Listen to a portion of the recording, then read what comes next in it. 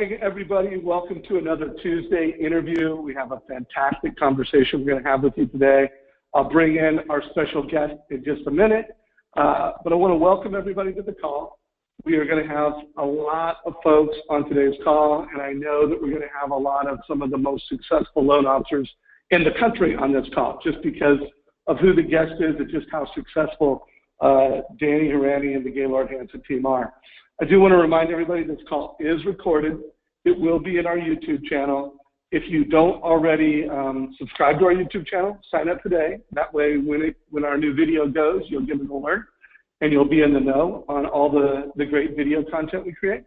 I want to remind everybody that you should be getting an email like the one you're seeing right now on your screen, because every Monday, every Tuesday, every Wednesday, we have mobile training. Every Thursday, we have technical training, answering our questions, and every Friday, we do productivity training. So 5 days a week, there is some type of mortgage coach training. If you're not getting the email that you just saw go across your screen, it's probably going into a spam filter. Make sure that you approve us so that our messages are getting to you. So before I bring in today's guest, I want to remind everybody that last week's call was incredible. It was a mastermind style call. I had two amazing real estate agents, Nicole Solari, West Coast, in Napa. I think she's going to do 300 sides this year. On the East Coast in Baltimore, we had Tina Bellevue, 150 sides with Keller Williams. Both of them are building teams. One of them is just killing it with open houses, and Nicole talked about her open house strategies. And Tina does a great job with Facebook marketing, and she talked about that. So if you missed last week's call, check out the recording. It's in our YouTube channel, and it is trending. So Danny Horanyi, welcome to the call, my friend. Hey, how's it going? Doing good. Why don't you go ahead and share your video so that we both have a video showing here. We were going to try to have both Danny and Sam, but Sam wasn't able to make it today. I don't want to say we just have Danny, because Danny, you are the man. But, yeah, you guys are stuck with me instead of Mr. Hanson. Yeah, well, we were going to have you both, but hey, we're fired up to have you. I do want to give you a heads up on the screen. If you could maybe move the camera down just a little bit. There you go. Yeah. Because if I'm sitting like this and you're down low, it's going to be like you're in the little chair the whole time. Oh, got it. So why don't you move the screen even down? There we go. Yeah, even move it like, yeah. So I'm not there like this. Go. All right, my brother. All right. So we're going to have a great conversation. I think it's important for us to know who is on this call so we can kind of tailor some of our learnings to that. So want to know where you're at from a production standpoint. How many loans are you closing on average per month? On average, are you closing 5 loans a month, 5 to 9 loans a month, 10 to 17, or 18 plus loans a month? Kind of let us know where you're at. Right now, it looks like 50% of you have voted. I'm going to really insist that we get north of 70%. So if you haven't voted, you need to vote. Again, this is a mastermind style call, and so masterminds work like this. The more you participate, answering poll questions, asking questions, providing feedback, the better it is for all of us. So Danny, I'm going to show the results. So it looks like we have 53% closing less than 5 loans a month, 35% closing 5 to 9. We've got 10% north of 10 and 2% north of 18, which, by the way, that's a little better than industry averages, because in the mortgage industry as a whole, 70% of the industry closes less than 5 loans a month. Only 1% closes north of 10 loans. Really, if you're doing 100 loans a year, I mean, you're in the top 1%. So we've got a lot of the nation's 1%ers on tonight call. And if you're closing north of 18 loans a month, I mean, you are just an absolute all-star. You are a superstar. So Danny, any thoughts on that? Does that change the conversation we're going to have at all?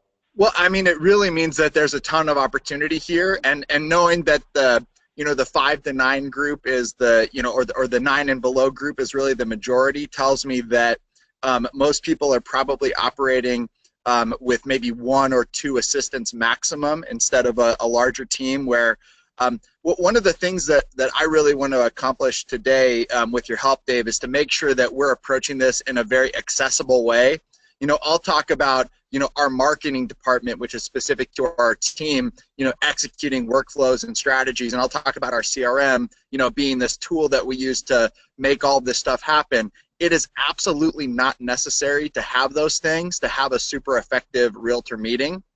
It's nice to have them, and eventually if you execute the realtor meeting very well and you get a massive lead flow, of course you're going to grow into that. But in the meantime, do not think that there's kind of a requirement that you have a massive team. You can be a solo operator and set your own appointments, have a killer meeting, and have great follow-up at scale. And it's only to the point where you start having 5, 6, 7 meetings a week that you need to actually implement some of these other broader strategies or acquire other team members to help you with. But by that point, you're pretty much killing it. Yeah, no doubt. I also want to just highlight a couple calls that I've done with Danny in the past. On our Friday productivity call, we had Danny as a guest where he talked about how he uses CRM. So I will put, if you're watching this and it's recording, I'll put a link below where Danny talked about CRM. Also, I've done a number of Tuesday Skype interviews with Danny, and I'm just going to put a couple that I think are the best of the best.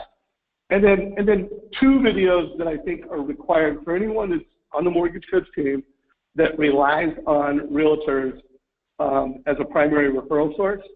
If you've never watched the 5 strategy calls, how to maximize your realtor referrals, I mean, it's a must watch for every mortgage coach.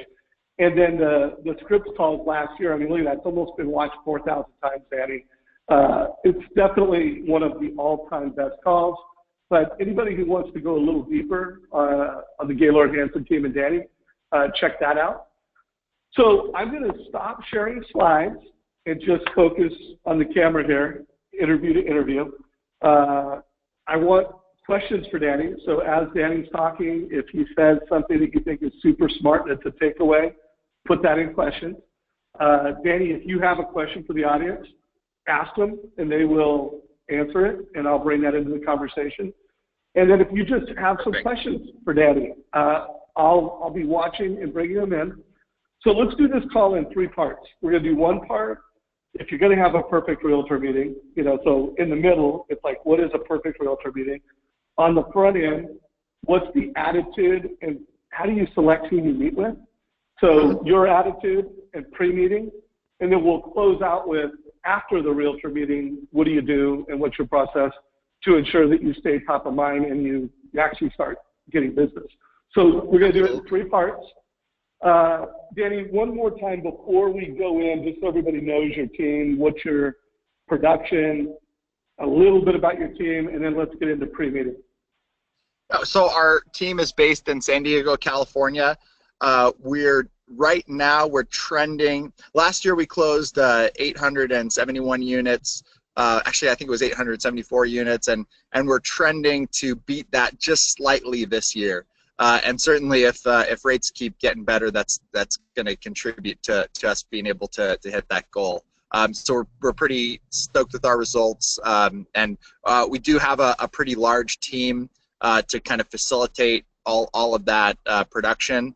So again, want to just make it super clear that it's all a matter of scalability. It's getting the first building block in, which is what this conversation can really help establish, and then just multiplying that over time, which is exactly what we've done. Love it. All right, so I brought in one of the best teams, one of the best guys in the country to talk about what is a perfect realtor meeting. So let's go front end, and let's start with attitude. Then, okay, I've got the attitude. Who am I going to meet with? And then we'll go to meeting. So what does the winning attitude look like and feel like from your perspective? Because you see loan officers at all levels of this business. What do the top producers do from a mindset perspective? So this is very, very simple. You must 100% believe that you're doing your future clients, that realtor's clients, a disservice if they don't use you.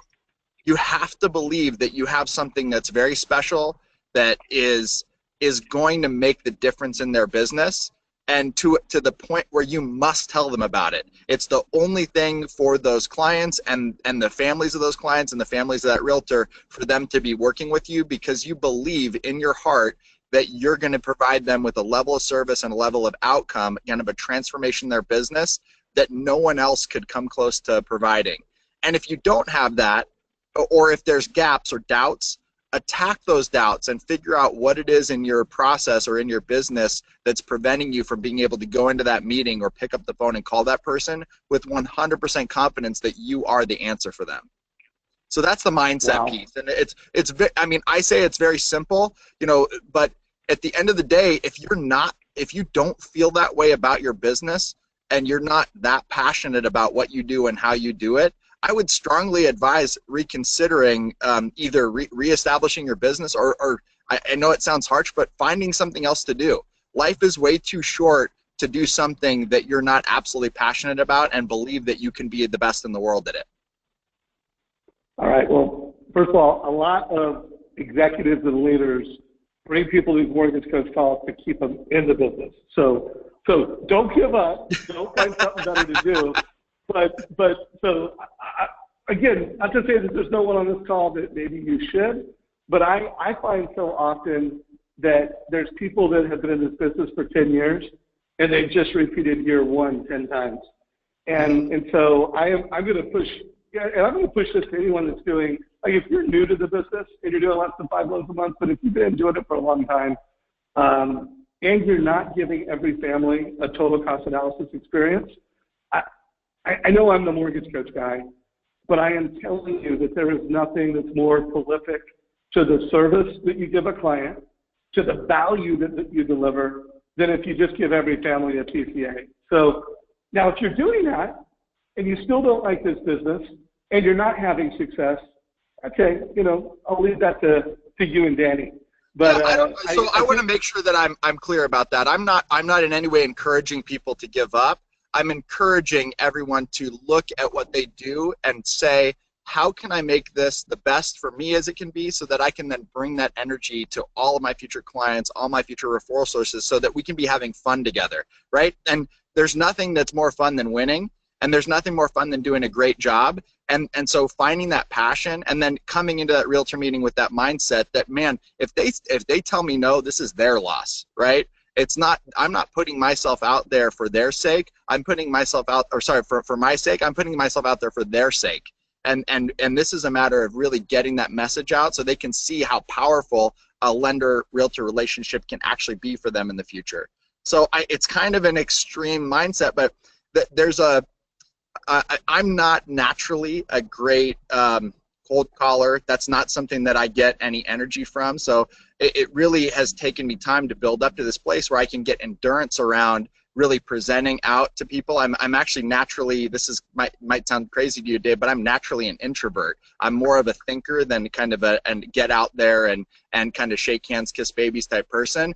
But once I got over this mental hurdle of, you know, this is not about me, you know, trying to hang with the cool kids. It's about really having something of true value and clearly communicating it out. And all of us have that, because there's a huge lack of standards in the mortgage industry. And if we can just let ourselves rise above that, and if you're all on this call, you're naturally in that population. You're already using Mortgage Coach or considering using it. You're already implementing systems in your business. So you're, as Dave said, in that top 10 or even 1%.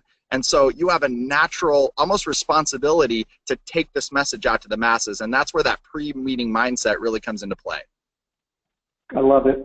So I would love for anybody that's willing to share with transparency in questions, put on a scale of 1 to 10, Danny is a 10.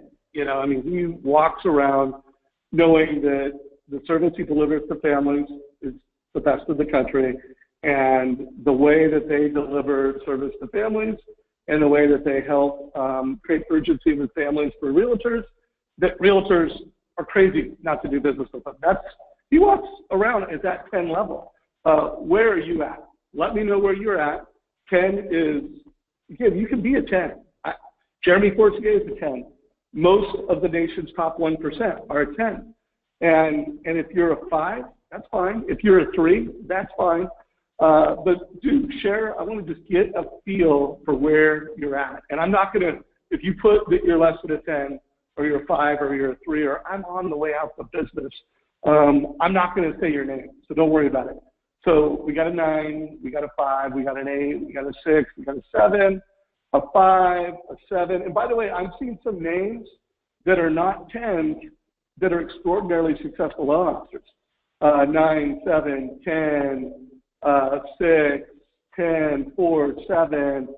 Yeah, anyway, first of all, mortgage coach community, that is what masterminding is all about. So great job at participating. All right, so we did a little mindset check.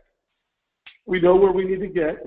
I'm just going to give the homework assignment to everybody that working on your perfect loan process is the way that you get to be a 10. And when you have a perfect loan process, and it includes a total cost analysis, and you're implementing it consistently and effectively, 10 happens.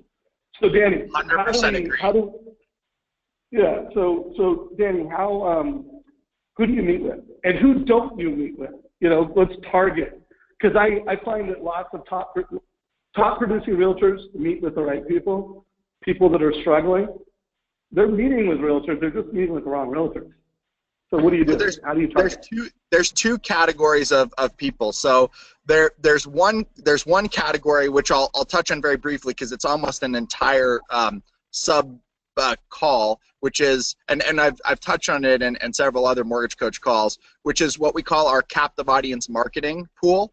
So the captive audience marketing is those realtors that are actually in a transaction with us. So either the buyer's agent or the listing agent that's actively engaged in a purchase with us, where we're throughout the course of that process maneuvering them towards a meeting with us. So and when we target those people, it's a very systematic, we call it our listing agent campaign or our new buyer's agent campaign. We actually have two separate systematic workflows that is in our CRM that kicks off, and it delivers gifts, thank you notes. There's a minimum of 3 touch points throughout the transaction where we're reaching out and making what I call micro promises that are then followed up with an expectation with, hey, if we meet these commitments, you know, do you believe that we will have done a good job? And then at the end, it's the final call is, it was so great working with you. We'd love an opportunity for you to come into the office and meet the other team members that engaged on your file, you know, people that were really instrumental. We couldn't have done it without you, so we'd love for you to come in and meet them. So we're essentially in that captive audience situation. We're really positioning people to come to our office versus go out for us to go to them. It's a great leverage of time, and it also leverages the fact that we have a pretty awesome kind of dog and pony show once they get into the office. It's a pretty nice space, and then they can see this big, powerful machine in our team. So this is that captive audience marketing piece. We'll essentially meet with anybody who was engaged on a transaction that was cool to work with. So we do look at their numbers, but we don't let the numbers influence us as much on the captive audience calls, because our belief is if the person was cool to work with, meaning they aligned with us from a value system or from just a cultural standpoint, that they're probably going to grow into a really effective realtor over time. So it's not so much about their numbers now as it is about the attitude that they brought to the transaction and the solution making strategies. So it's really more of a soft kind of assessment. And the people that we don't call are the ones that were jerks and that created drama in the transaction and were just energy vampires. We don't need them in our business. We're going to have a hard enough time weeding them out of the second category that we wouldn't want to invite them into our business in the first category, which is where we get a lot of insight and control over who that is. But again, this is a chicken and the egg thing, right? You have to have deals in order to have a captive audience, in order to have this captive audience marketing strategy. So I think the more traditional assessment is, who do I make cold calls to, right? And there's a ton of kind of old wives' tales around who you should be targeting for your for your cold calling and inviting to coffee or inviting to meetings. On one token, people say, you know, only go after the whales. They're the ones that, you know, are going to be the leverage your most time. And then there's a, you know, another camp that says, hey, leave the whales alone. They're getting a million phone calls. So why do you think you're going to get even 1 minute of their time? You know, so focus on the B's and C's and try to bring them up in the business. We kind of approach it from a broader perspective. Again, we're looking primarily to attitude and culture. So we try to get referrals from other people that we're already doing business with. So for example, we call it the buddy lunch, right? So we know that we enjoy working with one realtor, that we have a great rapport with them and they seem to be culturally aligned. So we ask them who is like them that we should be following up with. So that helps us create a target. But we also use a software called MTA, and there may be many throughout the country. This on the West Coast, in California and Arizona, that is a software that kind of aggregates up the transactions, the MLS data for the realtors, and lets us evaluate, you know, what they're trending, what's their buy sides and list sides over time.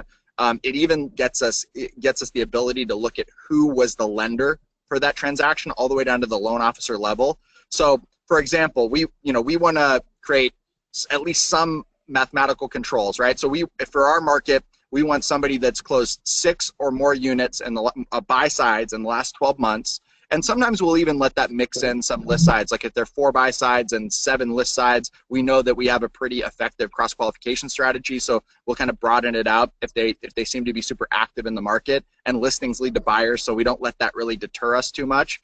And we look for somebody 6 or more transactions in the last 12 months with an average purchase price of $450 or higher.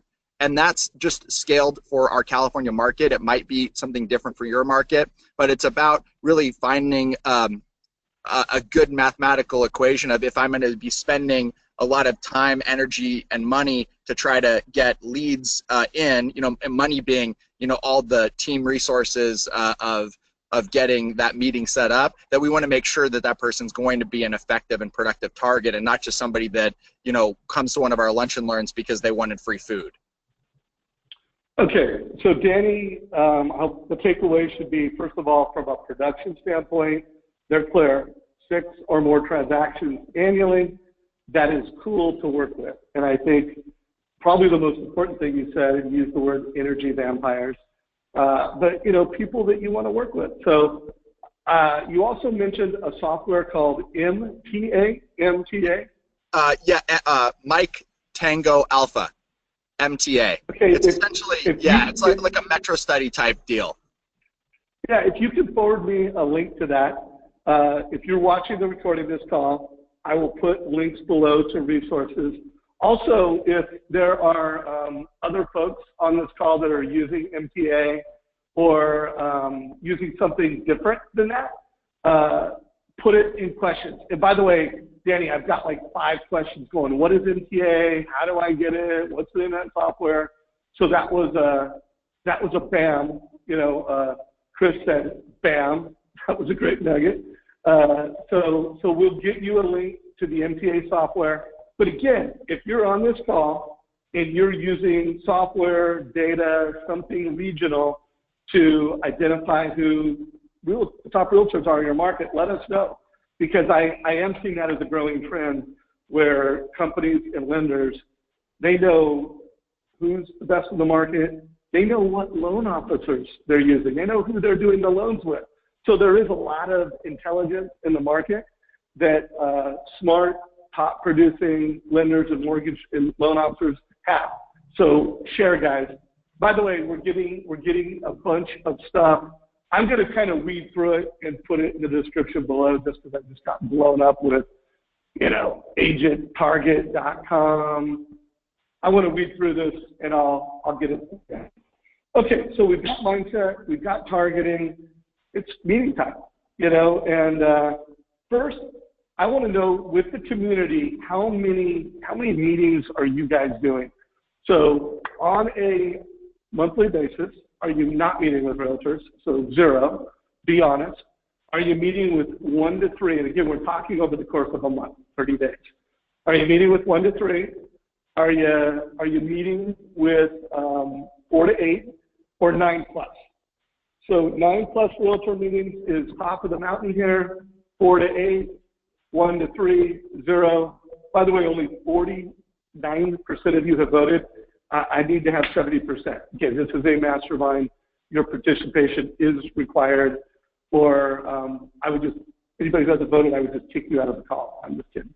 I wouldn't really do that, but I kind of want to. So come on, give me a vote, everybody. Where are you at?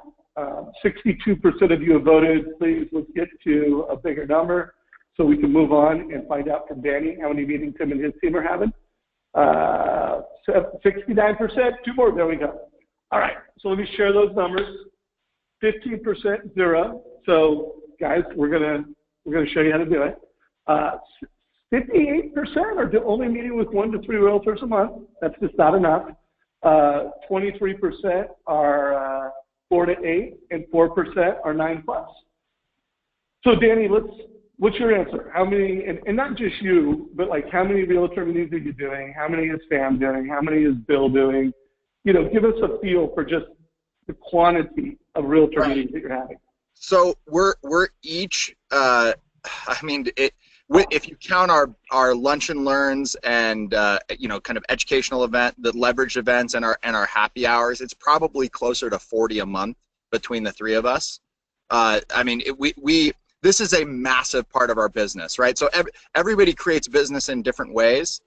You know, some people are geographic farmers, other people are focused on database and you know, kind of a call center model. This is what we do. We meet with realtors, we create belly-to-belly relationships, you know, break bread with them. We find ways to intersect with them as much as possible. So it's honestly, it's probably an underestimate if you count all the different things that we're doing, is 40+ a month between the 3 of us. Well, can we align that if you want to be a top producer, means closing 10 or more loans a month, that a mark of excellence as an individual is 10 a month. You know, basically 2 a week. If you're not having 2 realtor needed experiences a week, you're probably not going to be a top producer closing 10+ loans a month on a consistent basis. Can we just assume that's the metric here?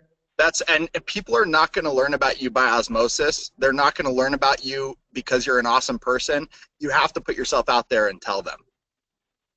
Okay, so we got to have the right mindset. We got to target smart. We have to do this a couple times a week.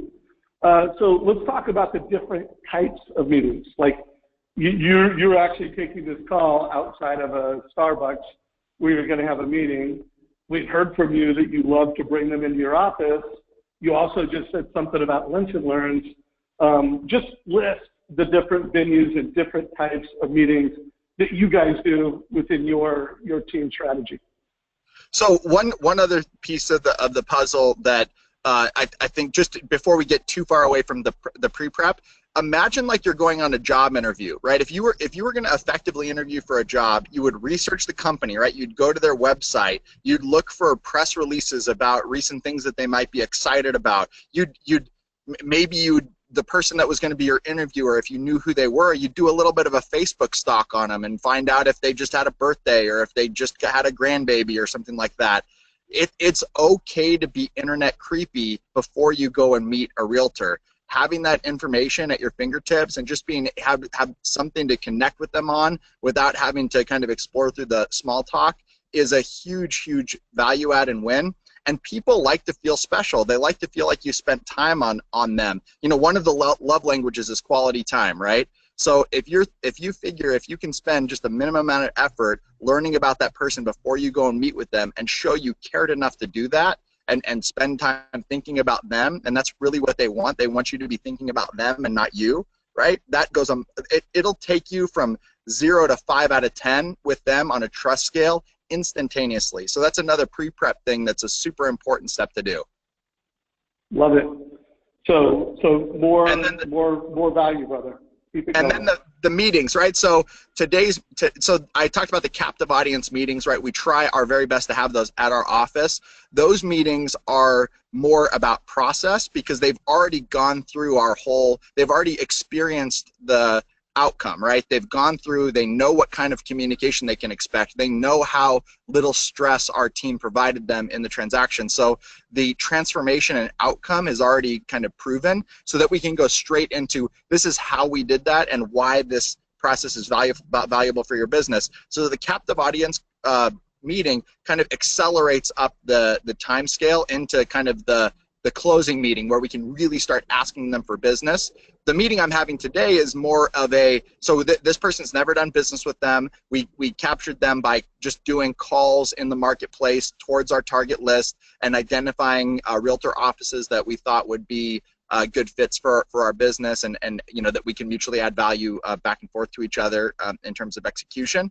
So this one's more of a kind of a hopes and dreams meeting, where I'm gonna ask them questions like, well, you know, what's been your experience like with the lenders you've worked with recently? You know, what are some of the main pain points that you've had? So it's more about what kind of transformation they're looking for in their business, not how we're gonna actually do it.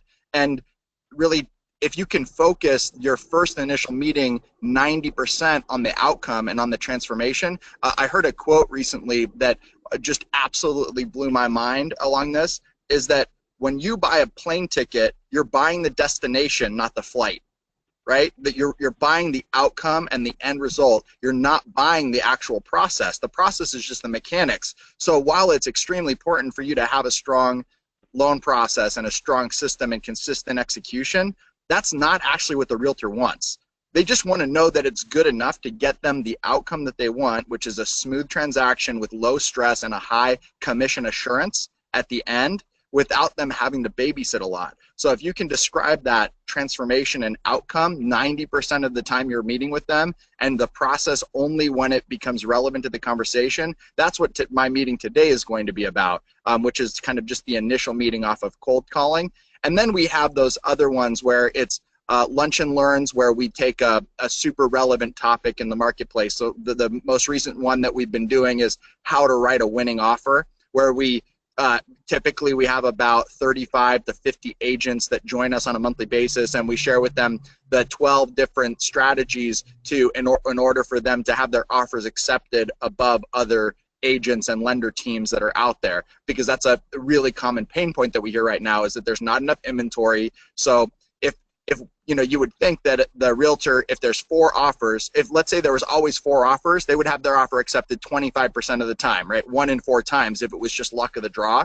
But if we can have that person have their offers accepted 60% of the time instead of 25, that means they have to work half as hard in the marketplace if they work with us versus the other people who are competing, right? So again, it's about identifying process. And so in this case, it's a lunch and learn that addresses a pain point that they have, so that they can, you know, we establish ourselves as the expert, and we can invite people to those, and it's a lot lower pressure, and it's a leveraged event where we get to speak 35 or 50 to 1 instead of having a, you know, one-on-one meeting where it's, you know, 1 hour of time with one person. 1 hour of time with 35 to 50 people is a lot more effective. And then on a monthly basis, we also have a client appreciation and realtor happy hour that we invite all of our past 90-day clients to, and any realtors that both we work with and we would like to work with. And so that is, again, we're trying to use all our weapons, right? Some people, they've had enough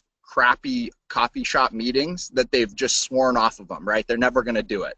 So we try to find a different way. Some people, you know, they will never go to a lunch and learn because they've gone to so many bad ones. So we try to give enough of an offering where if people have been burned in the past, there's something for everybody that we can draw them into our team and share that transformative value proposition that we bring to the table.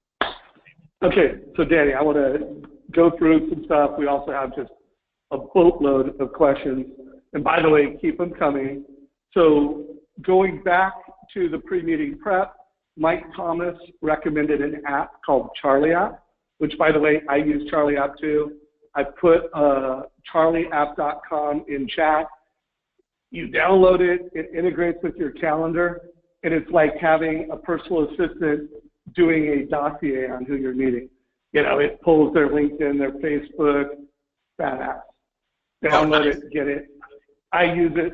So, Mike, thank you for the hookup on that. Okay, meetings.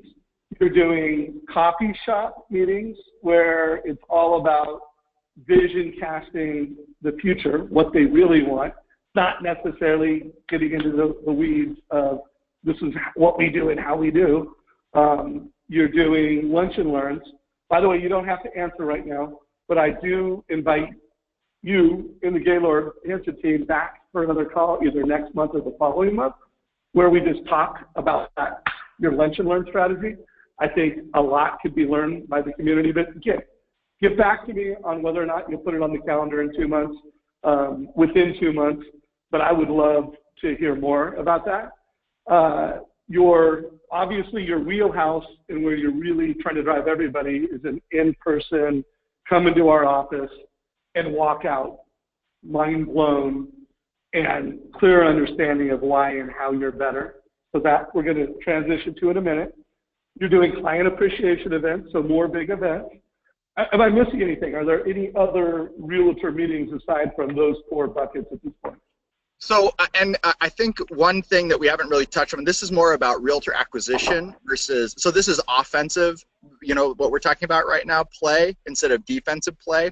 We also have with what we call our channel accounts, anybody that we close 12 or more transactions with annually, you know, help 12 or more of their clients annually, we have quarterly business meetings with them.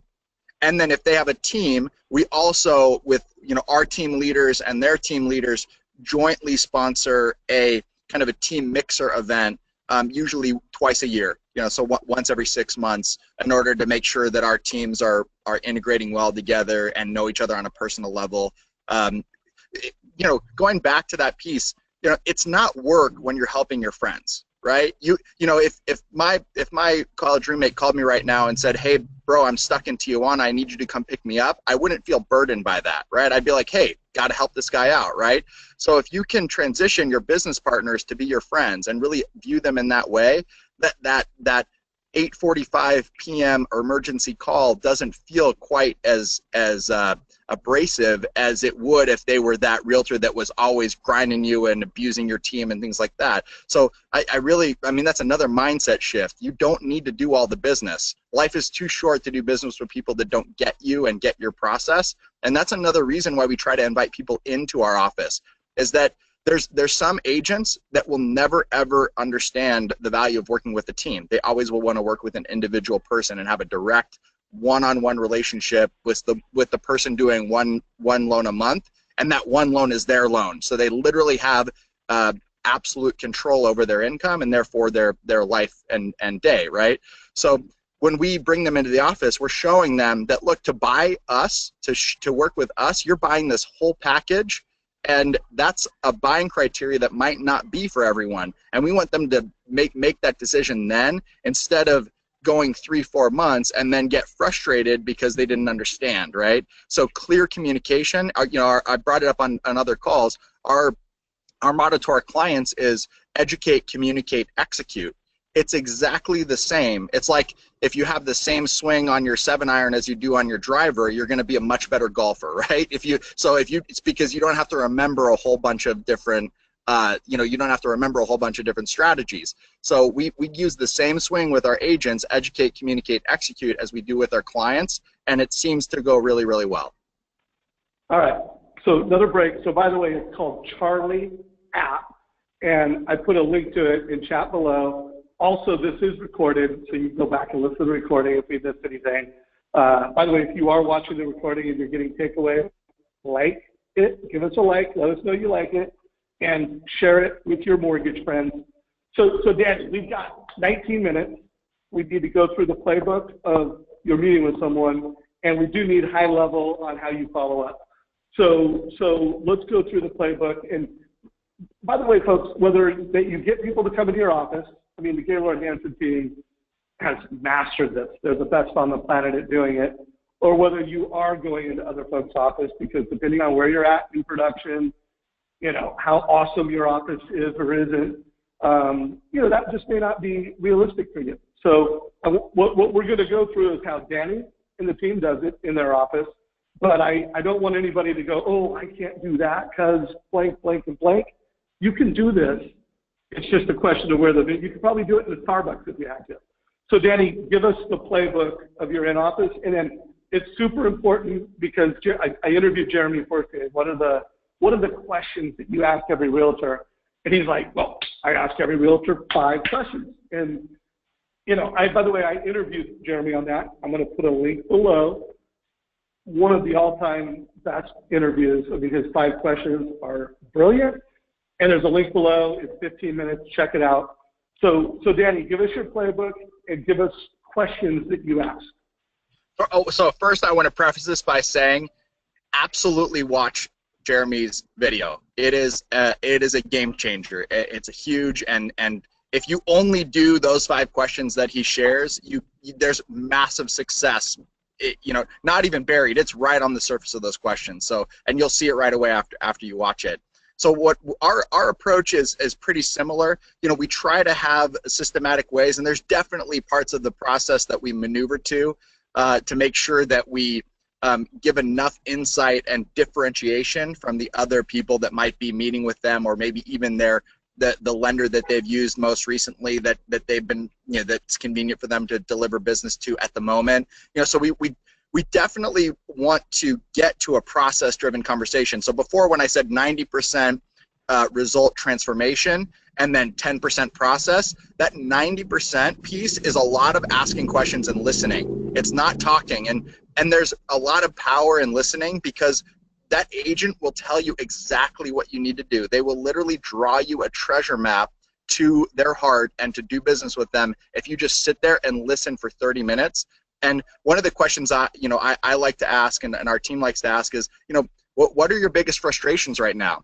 You know, and we leave it broad, and if they don't know, you know, what do you mean? They're like, oh, have you had any recent transactions that have gone sideways? You know, what happened there? Or have you had any buyers recently that, you know, we try to ask questions where we know most agents have experienced this. Have you had any buyers recently start the shopping process with you and then just totally drop out of the market and go rent again? Well, yeah, we have. Oh, interesting, right? No. You don't follow up immediately with, like, you don't jump on it and say, oh, I got the solution now, right? You're just data gathering. You know, have you had any buyers who have started working with you and then actually close with another agent? Oh my gosh, yeah, that happens to us too all the time. We pre-approve people, they end up using another lender. It's like a knife to the gut, you know, after you've gone and, you know, you invested all that time and energy in them, right? So you're trying to establish, you know, where are all the pain points and exposed opportunities where you can come in with solutions that are really going to make a difference in this person's business. So it's a lot of question asking, and it's a lot of, and I want to say, kind of focusing on those negative aspects. You know, what's, you know, on a scale of 1 to 10, you know, how often do you have to babysit, or how confident are you that you're getting the straight story all the time with the lender partner that you're using now? And one that we've just recently started using, and I say recently, like in the last 3 to 4 months, because we identified a challenge in the mindset of agents, in that agents were extremely focused on lead trading and extremely focused on Zillow spending. And so we learned that if we let the conversation go that direction, we were playing defense then, because one, I'm really terrible at when I'm not psyched on something, I'm really terrible at hiding it. And I think that for 90% of agents, spending money on Zillow is not an effective spend. There's way better ways for them to spend that money. 10%, they crush it, and they have the systems and the discipline to do it right. But a lot of times, the lender partnership, it's very confused how the lender is going to participate in those leads, and so it's not a great place to start a relationship. Neither is the setting the expectation of lead trading. And in my opinion, maybe some of you on this call have a tremendous amount of success with that. In our experience, it has not been super successful to make those commitments in an initial meeting, you know, where you're sitting down there. So we ask them the question, you know, do you believe the lender partner you have now is creating the most possible success for your business? Right, so that's the question, and it leads into, you know, I think their instinct, or in our experience, their instinct to that is to kind of go right to those things. But now we've introduced the concept, so we can talk about things like doing joint seminars to generate leads, and talk about things like how our CRM allows us to maintain and nurture relationships, and then get the leads back to them even years later if those people buy again, or how having our sales execution process, which is very systematized, increases conversion, or how using tools like Mortgage Coach and the rent versus own analysis and the counteroffer analysis and the cost of waiting analysis, how all those things together reduce buyer fatigue and increase the rate at which their clients engage and the confidence they bring to the table. So we then basically have our whole suite of solutions for what it means to have a lender partner that creates the most success in their business, and it doesn't include those things that we don't believe are actually that effective for the agent partner relationship, and we can guide the conversation towards them by asking the question first. Love that. So, by the way, we just got flooded with a lot of questions. So I am sharing my screen because some of them are answered in other calls. So a lot of you asked for a link to the Jeremy Forcier video. It's right here in our YouTube channel. By the way, if you watch the recording of this, it'll be in YouTube, later today, just like all of our calls. Here's last week's call with, 2 top realtors. This call will be in that full position. The call with Jeremy is right here. And then if you really want to hear Danny's scripts, he mentioned a bunch of things. People are like, oh, what's cross-qual analysis? What's that?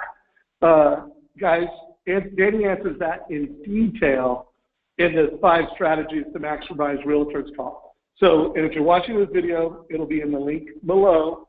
But those are some homework assignments. Now, Danny, I do want to make sure we let them know how you integrate Mortgage Coach into that conversation, because I've interviewed you enough times to know that you're able to tell a realtor that, you know what, you refer them to me, I'm going to get a better conversion rate than any other loan officer. I'm going to be able to create urgency. They're going to refer more of their friends and families. And then you show them how, and it's basically a combination of your CRM and the processes and how well you use it, and Mortgage Coach as the experience. So if you could just paint a picture around that, because everybody on this call, they've got Mortgage Coach. And if they don't, they know they should. But if you could just paint a picture around that. So this is an absolutely mission critical part of that meeting. So so there's the hopes and dreams meeting where we are identifying pain points, and one of the pain points that we introduce, if it doesn't come up, is that it's really hard to refer people. And what we mean by hard is that there's a lot of faith given to the receiver of a referral, and it can be really scary for an agent, especially, and that's another thing that we try to ask is, have you ever referred somebody and had them not follow up? How did that make you feel, right? And so what we have what we call a referable experience.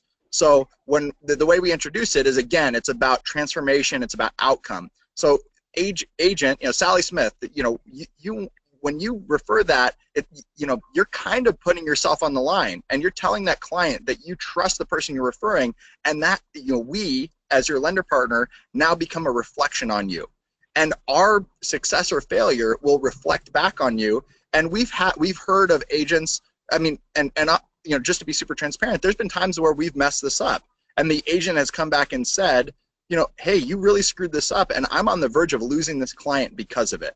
All right, we're human, everybody's human, we're going to make mistakes, but it just shows that even though we have this very systematic way to do it, we can, we would still fail every once in a while, and when we do, the outcome is super, super obvious. So for sure, there's people out in the marketplace, your competitors, that are producing that same negative result for your future referral partners. So in that referable experience, we say, yeah, it's kind of a black box, right? You refer somebody out, and then hopefully 3 days later, they call you and say, yeah, they're pre-approved, here's the letter.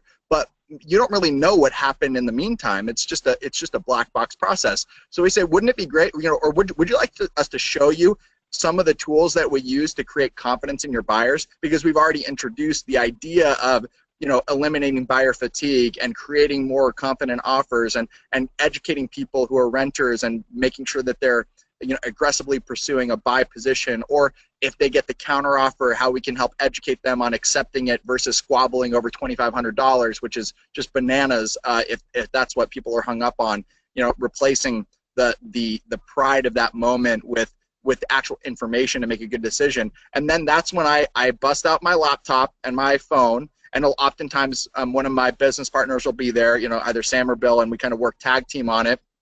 And I'll show I'll hand them the laptop and say, you know, imagine you're a buyer and you're sitting at the house. You guys are at the open house on Saturday, and you found their absolute dream house, but they need to make the offer today, and they're not sure if they're going to make the offer at 4:25 or 4:30, and they really want to understand what that means for them. Well, I can actually jump on my phone when you're there from no matter where I am, and I can actually update this presentation that will already have gone through. And so, you know, there's some assumption kind of built into the pitch, and we show them what it would be like to be their buyer at an open house who's viewing the total cost analysis and understanding what their options are in terms of the offer. And then a light bulb goes off. And all of that mystery around, okay, what is the lender doing with my client for this whole time? And it's just natural human instinct to fill in gaps of information with negativity, because as a species, we're programmed for survival. So we're way more hair triggered to identify risk than we are to identify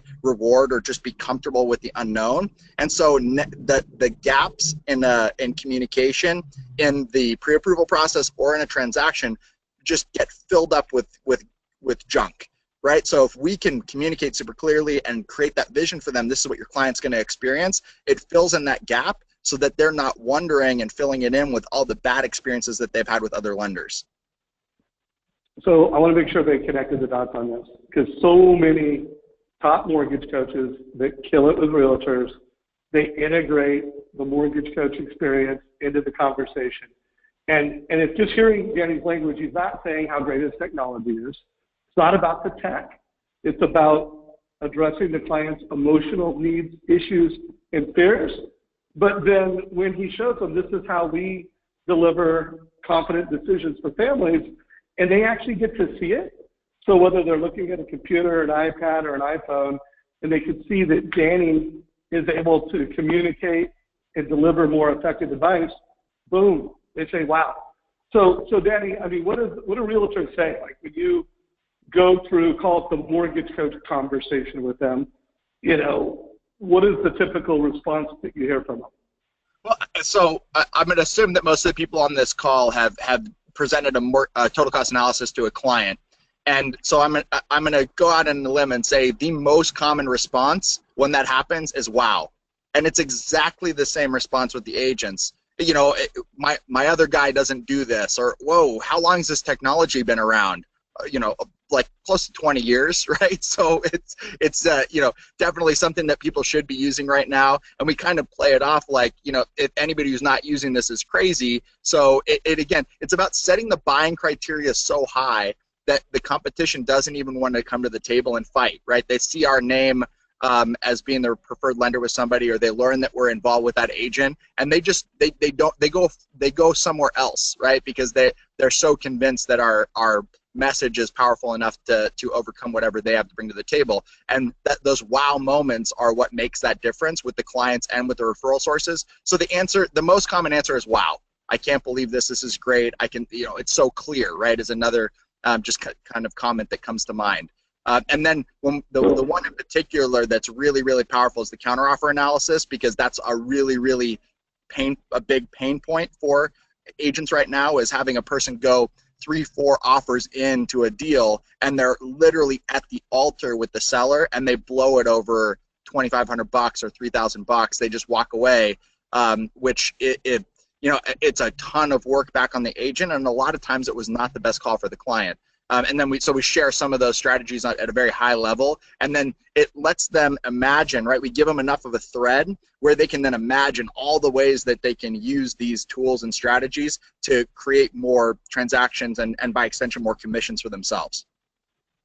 Love it, love it. So I am looking, because you and I did a call, and it was all about, you know, the 5 strategies. But it was such a good call that I actually had my team turn them into quick hits so that each one of your strategies was an individual video. I'm actually looking for it. Oh, here we are. So, you know, and by the way, folks have asked for these, like, what is a counteroffer analysis? By the way, I'm going to put a link below, but if you want to watch, what is it here, 7 minutes and 34 seconds, We'll put that video, if you're watching the video, it'll be a link below. Also, I can't believe it that someone was on the call saying, what is Mortgage Coach and where do I get that? You go to mortgagecoach.com, you click on demo, and fill out a demo, and we'll teach you about Mortgage Coach. So check that out. Also, I want to shine a light. If you go to the Mortgage Coach website and you click on total cost analysis, we have, and then you go to examples of total cost analysis, there's a lot of actual examples, and here's what Danny's rent versus own. So if you click on Danny's rent versus own, boom, you can see examples of what an actual total cost analysis would look like. So I wanted to point that out. So Danny, we are in the last 5 minutes. I mean, questions have just blown up. So I mean, we can spend a lot of time answering questions. For all you that didn't get your questions answered, I'm going to post this on Facebook. Danny's not a big Facebook guy, but I could probably get your questions answered. Either we'll answer them, and maybe we can get Danny to come in one time and click and answer them. So wherever I post jump in once a week.